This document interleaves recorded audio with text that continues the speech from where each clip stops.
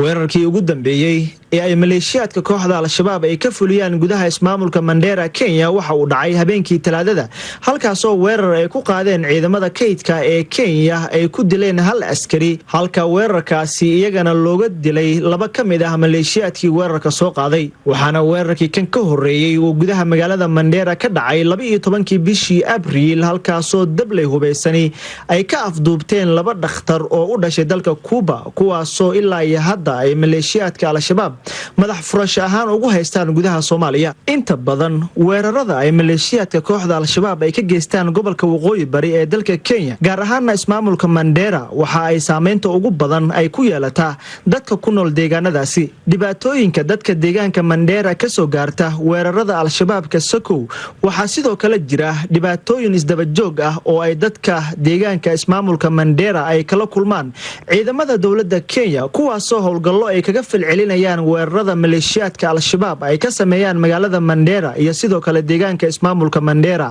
Ali Ibrahim Roba gudoomiyaha ismaamulka Mandera oo shalay ka hadlayay munaasabadii ciida ayaa ciidamada ammaanka ee dawladda Kenya ku eedeeyay inay dhibaatooyin kala duwan ay dadka deegaanka u geystaan marka ay dhacaan weerarada ama qaraxyada ee maleeshiyaadka kooxda al-shabaab ay ka geystaan gobolka kuwii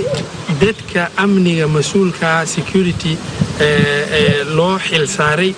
inay u soo jeesteen inay cunaqabateen ka xun tan al-shabaab ay ku hayso ummadda inay saaraan ummaddan taasoo ka mid ah meel walbo bombaana ay ka kacdo